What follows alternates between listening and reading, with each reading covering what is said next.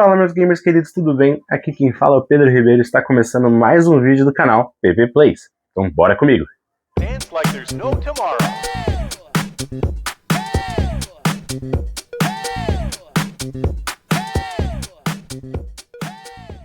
E o tema do nosso vídeo de hoje vai ser o meu top 10 de jogos de 2025. Lembrando, é o meu top 10, tá, galera? Então a gente vai falar aqui sobre os jogos que eu joguei nesse ano. Infelizmente não consegui jogar todos que lançaram, mas vai ser um top 10 aqui do meu gosto, das minhas opiniões, tá? Espero que vocês comentem aqui nos comentários se vocês concordam com a lista que eu vou fazer, qual que é o top 10 de vocês, como que ficou o ano para vocês nos games, porque para mim, particularmente, foi um ano muito bom para os jogos, tá? Então, vou falar aqui, como eu já tinha comentado lá nos meus primeiros vídeos, sobre jogos voltados para PlayStation 5. Então, jogos como Mario Kart World, Donkey Kong Bonanza, jogos que lançaram para Switch 2, alguns jogos exclusivos ali de PC, de Xbox, não vão entrar nessa lista, tá? Porque a minha gameplay é feita com base ali no PlayStation 5, então são os jogos que eu consigo jogar no PlayStation 5. Tá? Então, sem mais enrolações, bora pro meu top 10. Em 10º lugar, surpreendendo a todos, veio o jogo Skate, lançado no dia 16 de setembro de 2025. Esse jogo que marca ali o retorno da franquia Skate, tá? Para quem gosta ali da atmosfera de skate, tá? Andar de skate na vida real, ou como eu, que só gosta ali dos jogos, é um jogo ali de prato cheio, tá, galera? Um jogo muito bom, muito divertido, que você passa horas ali se divertindo.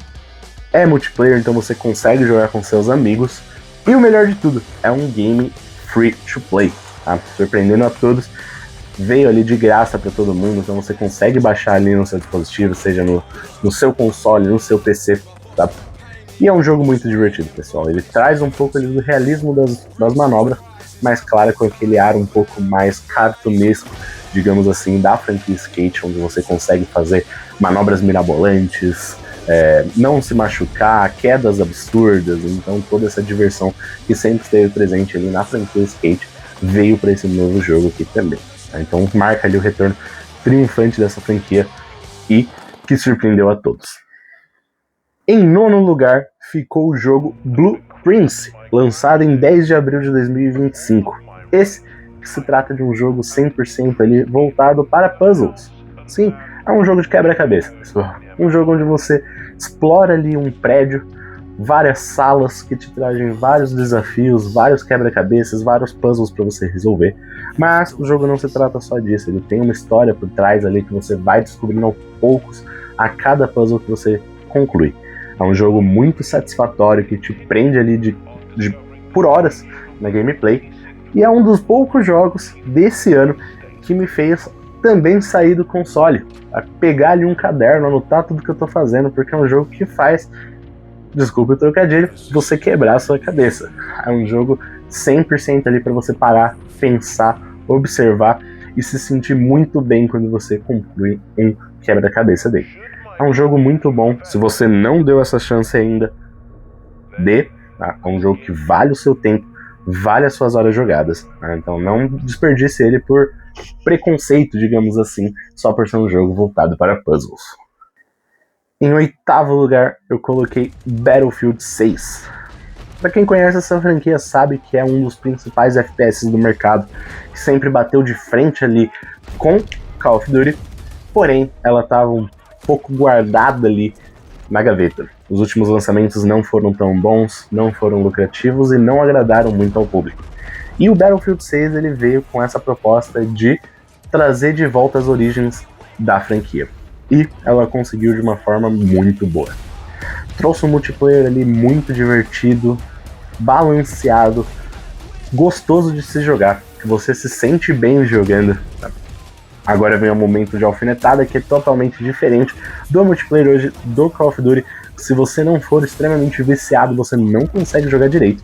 A movimentação mais realista do Battlefield ele te proporciona momentos melhores de gameplay e traz uma diversidade maior também para tudo isso. Com várias classes ali que você pode usar no seu personagem, vários veículos para ajudar ali na batalha e várias armas ali muito boas também de se usarem. O multiplayer ali do Battlefield 6 foi um prato cheio.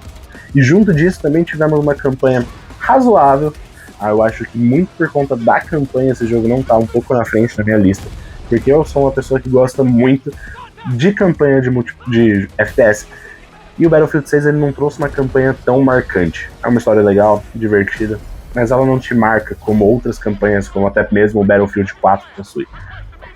E, além disso, tivemos também uma outra atualização, essa que veio como standalone, se você quiser baixar apenas ela, também free to play, que é o Spec Ops, que é nada mais, nada menos do que o Warzone do Battlefield. Então é o Battle Royale ali, o modo Battle Royale voltado para gameplay de Battlefield, que também foi bem legal. Não foi tão popular assim, ele não se prendeu tanto no público, porque o pessoal gosta mais do multiplayer clássico, mas também é uma boa sacada para você pegar e se divertir com a gameplay de Battlefield, caso você não possua o jogo. Em sétimo, eu coloquei Mafia: The Old Country, lançado no dia 8 de agosto de 2025.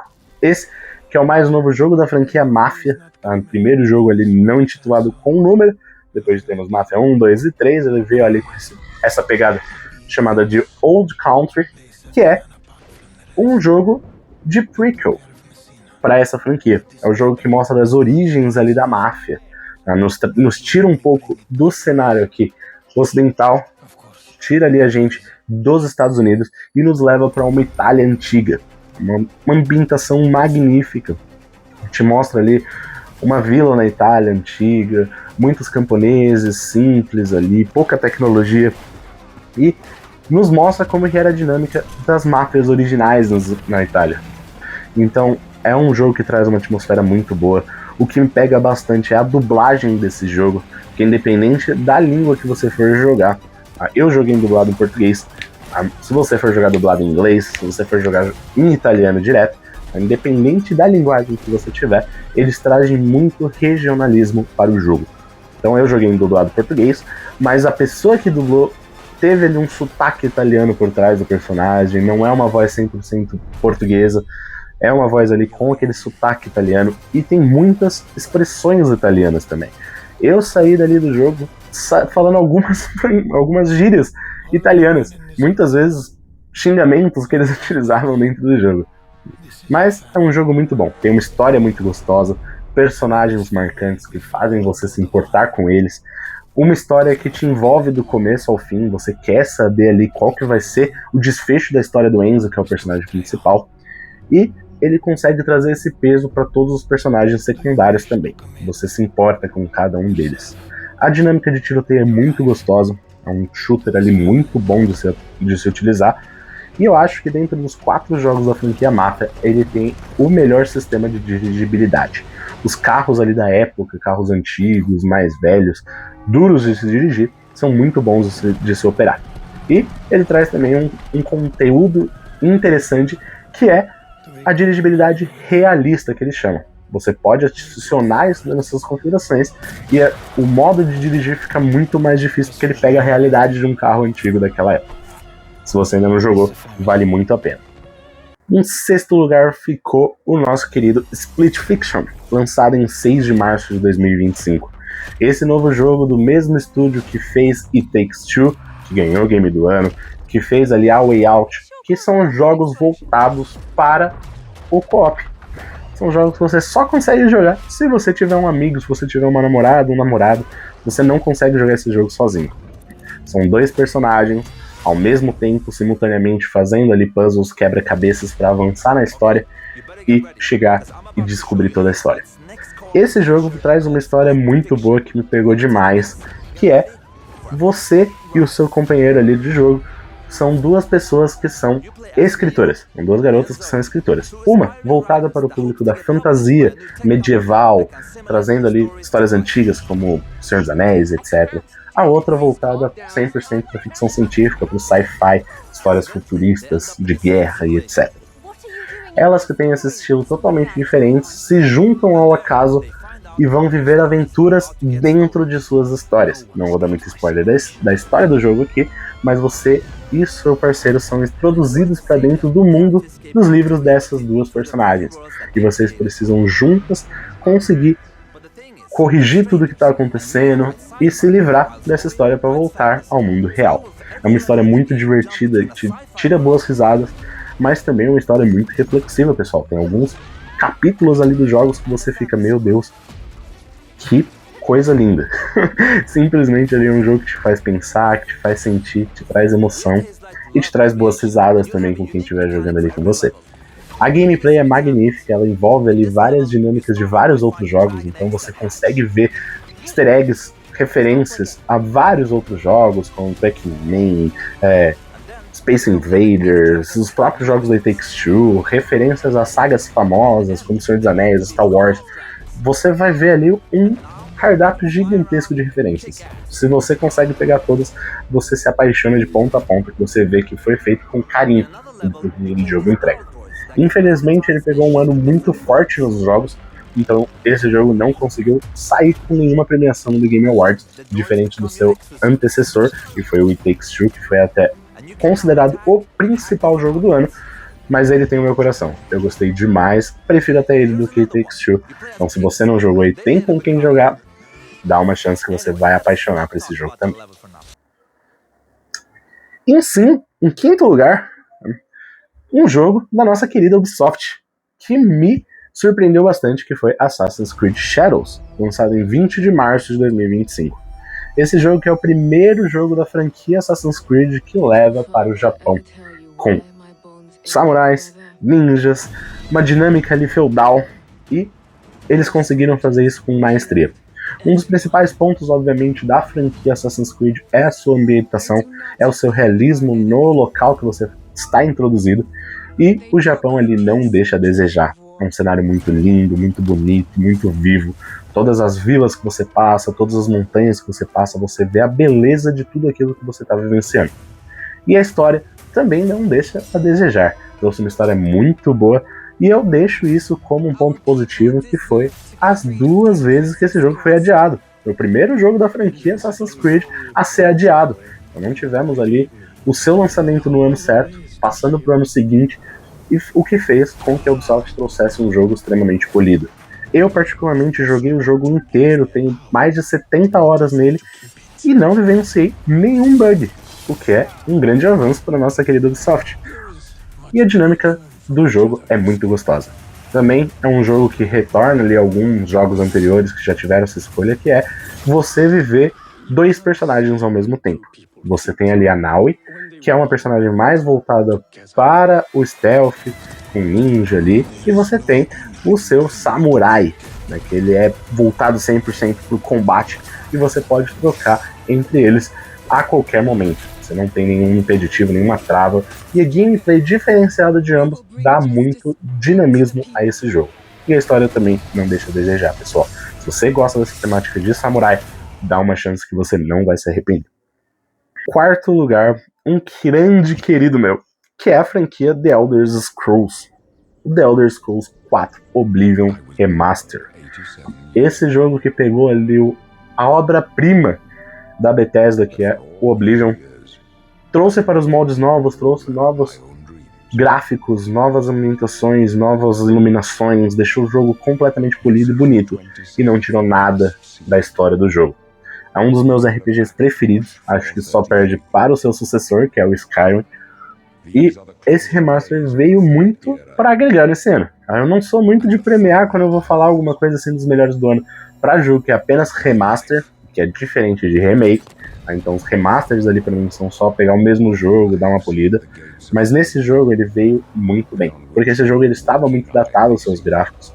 Era um jogo que estava preso lá no PlayStation 3, então na época do PlayStation 3, 360, então se você tiver um PC era o único que você conseguiria jogar. Eu joguei naquela época, me apaixonei, e esse remaster hoje é muito bom. Eu passei mais de 150 horas nesse jogo esse ano. Me diverti muito, gostei muito dele de novo, e fiz ali escolhas totalmente diferentes, porque a franquia da Elder Scrolls te permite isso. Cada vez que você joga, você consegue jogar de uma forma totalmente diferente da anterior, com classes, raças, poderes, abordagens, escolhas que você vai fazer durante o gameplay. Então se você gosta de um RPG maçante, tá, gente, é um RPG 100% ali, que você precisa se introduzir nele, dê uma chance, você não vai se arrepender, mas vai gastar muitas horas da sua vida, viu?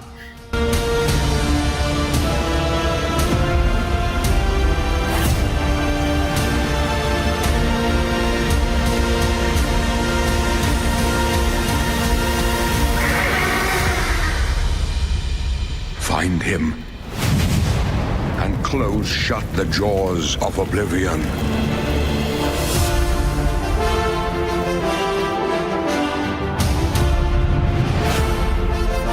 E antes, pessoal, de seguirmos ali pro meu top 3, eu acho que eu preciso fazer algumas menções honrosas aqui, que foram jogos que eu cheguei a jogar um pouquinho nesse ano, mas eu não terminei, por isso eu não tive ali base para conseguir colocar eles nessa lista, ou até mesmo falar que eles não são dignos de estar no meu top 10, que foi Death Stranding 2, On The Beach, Silent Hill F e o Hollow Knight Silksong.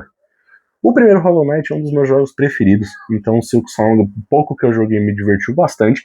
Eu acho que ele entraria facilmente nessa lista, mas como eu não finalizei, eu preferi não utilizar ele dessa lista. A mesma coisa pro Silent Hill, que eu joguei um pouquinho ali, o Silent Hill que foi totalmente pro Japão, com uma personagem adolescente, feminina, tá? Voltado 100% pro terror, que nem o Silent Hill que a gente tá jogando aqui no canal. Também é um jogo que me prende muito.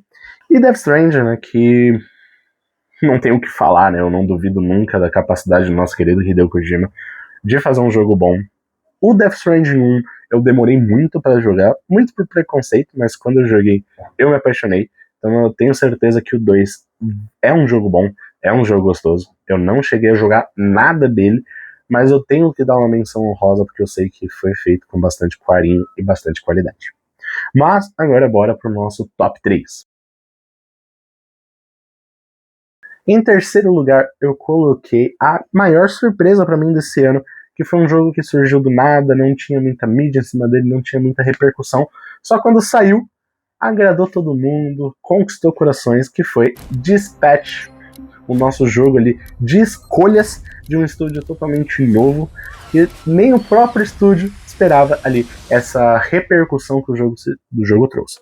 Ele foi lançado no dia 22 de outubro de 2025 e é um jogo que pega um pouco ali uma mistura de The Boys com um pouco ali de Invencível, junta tudo num mundo só, faz os seus pontos próprios e traz ali uma obra-prima voltada para super-heróis.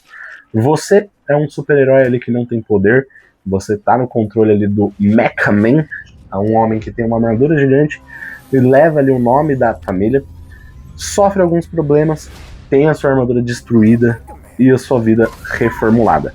A partir dali você começa a fazer amizades com outros super-heróis, você ganha um novo emprego que te aproxima de heróis, de vilões que estão tentando se reconstruir, e você tem escolhas diversas dentro desse jogo. Foi um jogo que me trouxe escolhas bastante difíceis até, apesar de que as suas escolhas não interfiram tanto no final do jogo, tá? Diferente de alguns outros jogos ali, como Life is Strange, Detroit, etc. Esse jogo ele não tem tantos finais alternativos, tem alguns, mas as suas escolhas não impactam tanto quanto outros jogos. Mas isso não tira nem um pouco do brilho desse jogo. É um jogo que vai te emocionar, que vai te fazer dar risada, que vai te fazer se apaixonar junto com o personagem, que vai te fazer escolhas muito difíceis. Se você gosta desse tipo de jogo de escolhas ali, de acompanhar uma história, dá uma chance pra ele. É um jogo curtinho, tem ali só 6 a 8 horas. Eu terminei ele praticamente um dia. Eu deixei um pouco pro dia seguinte, só porque eu não queria finalizar no mesmo dia, mas é um jogo que você consegue ali em uma sentada se divertir bastante, dar risada e ter bons momentos. Por isso, ele mereceu muito ali a medalha de bronze do meu top. You're no hero. You're a nerd playing a video game in a suit your daddy built.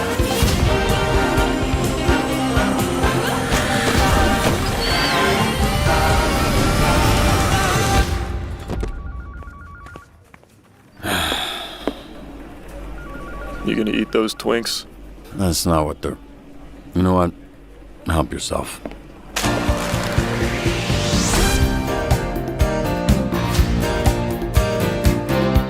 What's your name, little guy? My name's Beef and I'm naked. Oh, no, I refuse to believe that's what he sounds like. Passando para o segundo lugar, esse jogo que eu estava esperando muito dele, e ele veio e cumpriu, que foi Ghost of Yotei, lançado no dia 2 de outubro de 2025. Esse que é a sequência direta ali de Ghost of Tsushima. Não é um jogo ali que segue a história do primeiro, ele tem uma história totalmente nova, um protagonista novo, uma ambientação nova, uma nova região, mas que ele traz muito da essência do primeiro jogo. a sua dinâmica de combate, a sua dinâmica de movimentação, de exploração, da história em si, você vê todas as referências ao primeiro game. E esse jogo, pra mim, ele conseguiu se consolidar como melhor ainda do que Ghost of Tsushima. É um jogo que traz uma ambientação linda, uma história muito profunda que vai te fazer chorar. Se você não chorar, você não tem coração, porque eu chorei bastante nessa história. É uma história ali de uma garota que sofreu ali a morte de toda a sua família enquanto ela era uma criança e foi a única sobrevivente. E desde então ela jurou vingança. Ela vai pro exército, treina, se aprimora e depois volta pra Yotei para cumprir essa vingança. Então uma história que é simples a premissa, mas no desenrolar dela tem muitas camadas ali que você vai poder se aprofundar. Foi um ano muito bom, né, para os jogos ali de samurai, mas esse pra mim ele ainda é melhor do que Assassin's Creed, obviamente. E se você gosta dessa dinâmica, assim como eu recomendei você a jogar Assassin's Creed, jogue também Ghost of Yotei. Você não vai se arrepender. Sometimes I feel like that is what I am.